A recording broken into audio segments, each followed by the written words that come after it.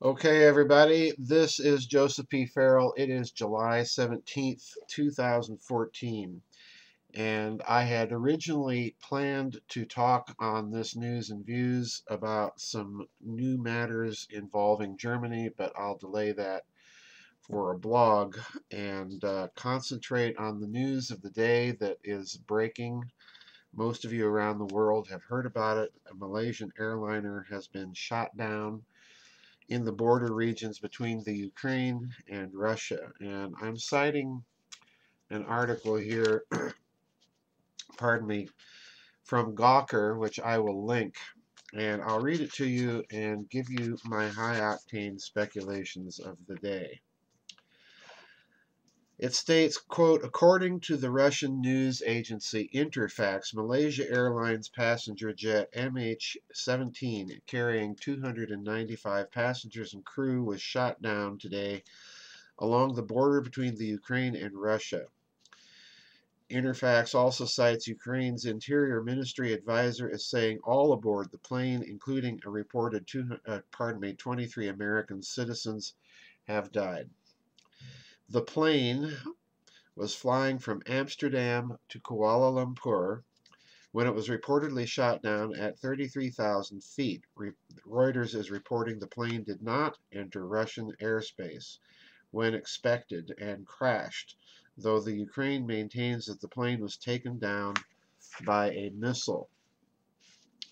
A little later in this article and several updates, it states that according to their information, the European Air Traffic Center Eurocontrol stated that the aircraft was flying at level 330, approximately 10,000 meters or 33,000 feet, when it disappeared from radar. This route had been closed by the Ukrainian authorities from the ground to flight level 320, but was open at the level at which the aircraft was flying. And there are some other interesting observations in this article.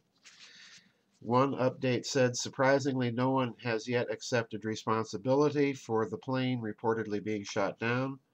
Both the Ukraine and Russia are pinning the disaster on the other. The Ukraine's President Petro Poroshenko has stated that his country's military did not take action against airborne targets. Pro-Russian forces in the Ukraine similarly deny responsibility, stating they do not possess the type of missile that is alleged to have brought the jet down. So already, in other words, folks, they are alleging the type of missile. Now, it goes on very late in this long series of updates and comments to state, quote, if the Russian military forces did indeed shoot down the jet, it won't have been their first time involved in such a situation. And then it recalls Korean Air Flight 007, which is, as it states, what everyone is thinking of, which was shot down, I believe, back in 1983 during the Reagan administration, when that particular airline had strayed over sensitive Soviet airspace in the Kamchatka Peninsula in far eastern Russia. I want to read a comment here that appears at the end, at the very top of the comment sections of this article. Anyone want to take bets on who shot it down, Russia or the Ukrainians? And someone responded, I'm going to go with the Russians. The Russians are the embodiment of mustache twirling evil. Now, I'm going to stop right there because certainly our hearts go out to all the family and people that have lost loved ones on this flight. I won't even go into the descriptions that are coming in from the ground about the bodies. It is apparent that the debris field is dispersed over approximately a 10-mile area, which does ring consistent with a missile shooting the plane down. Later on in the series of comments in this article, someone mentions the fact that there is a Russian surface-to-air missile that would be capable of doing this. This particular commentator stated, quote, "The missiles missing in Syria that were supposed to be invoked in the Benghazi affair were man-pads. They are not really dangerous to commercial airliners at altitude, only at takeoff and landing. The weapon system that was most likely used was a Russian SA-17 BUK mobile surface-to-air missile. It is a whole different level of mess you up.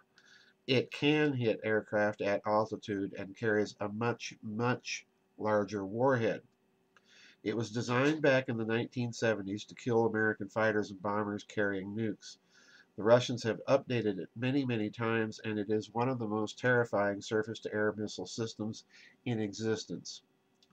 There were reports on the system engaging Ukrainian Su-25s earlier in the day.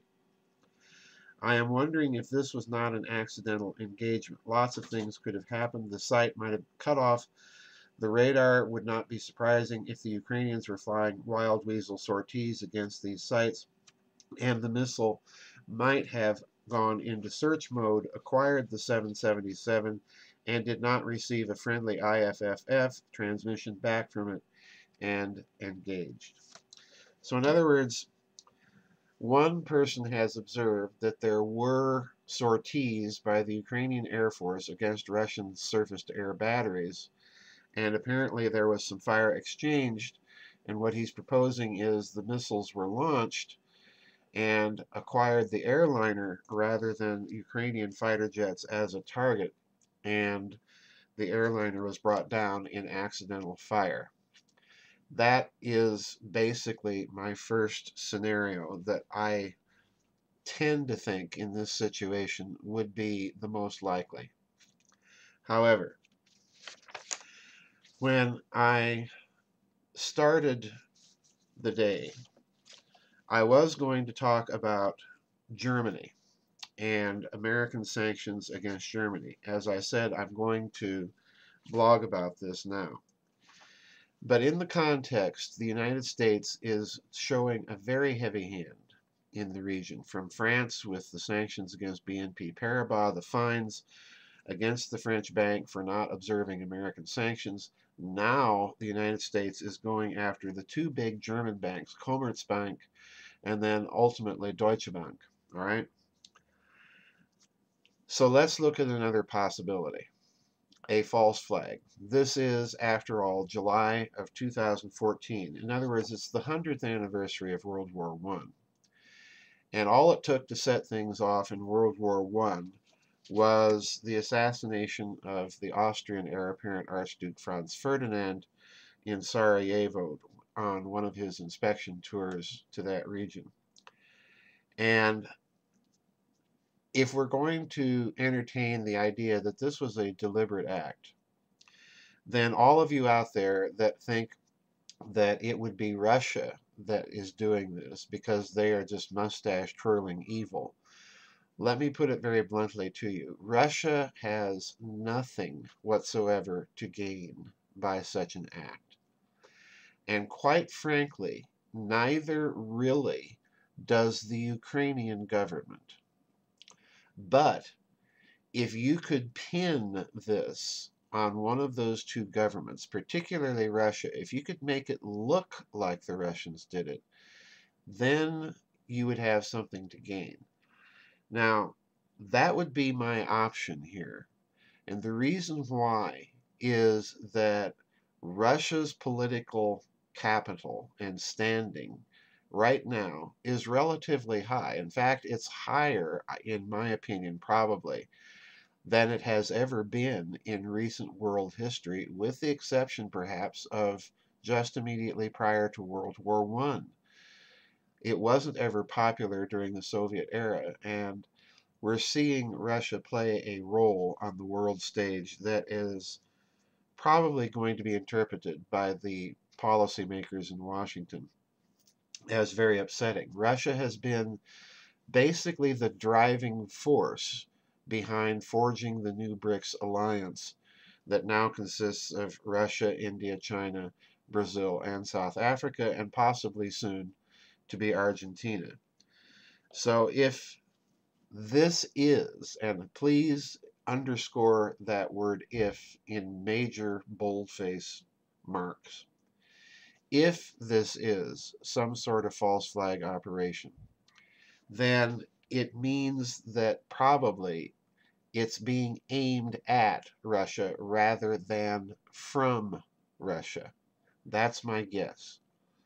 Now, there's one final thing that I think we have to look at here, and that is the fact that this is another Malaysian airliner. This is the second Malaysian airliner in a matter of mere months from the disappearance of Malaysia Air Flight 370. Now, I'm one of those who definitely believes that when you consider the Malaysia Air Flight 370 story on its own, that none of the explanations that have been forthcoming are adequate. I've been maintaining, when you consider that flight alone, that there is a possibility that something happened to that flight. It went poof, and no one, including Russia, China, Malaysia, India, Australia, no one really knows what happened, and they cannot come up with a good story. This flight was definitely shot down. And it could be that when you consider both together, that this will change the interpretation of what happened to Flight 370. What happened to this flight now makes it more likely in most people's minds that what happened to Flight 370 was some sort of similar either accident, an accidental shoot down with a missile, or perhaps some sort of covert operation. Now, I want to caution everybody from taking that line or interpretation, because if you are confronted with a flight that has gone missing that you cannot explain adequately and get everybody on board to agree on a story, then perhaps, and here comes a third and totally wild speculation, then perhaps what you would do is create an incident involving a second airliner from the same airlines in order to patch up your story on the first one. A possibility, a remote one, I want to stress. Right now, with this particular flight, I think the chances are rather high that this flight was brought down as part of some deliberate action, although I don't think that this is as high a possibility as it being accidentally shot down. But I do think that it's a relatively high possibility that this flight was brought down by a deliberate action. And if that's the case, then I wouldn't be looking to the Ukrainian government in Kiev nor to the Russian government in Moscow. I would be looking at isolated little groups of partisans, let's call them, that are fighting in the Ukraine that have been given some sophisticated equipment to create an incident that's going to make Russia look bad. And again, there's also the other very remote possibility that this may have been done to patch up the story about Malaysia Air 370. Time alone will tell, folks. But certainly my heart goes out to all those families that have lost loved ones in such a grisly fashion. If it is deliberate, then whoever's behind this are just pure, plain evil. That's it for my news and views today, folks. I wish the news could have been better. Our heart goes out to all those people again. God bless, and we'll see you on the flip side.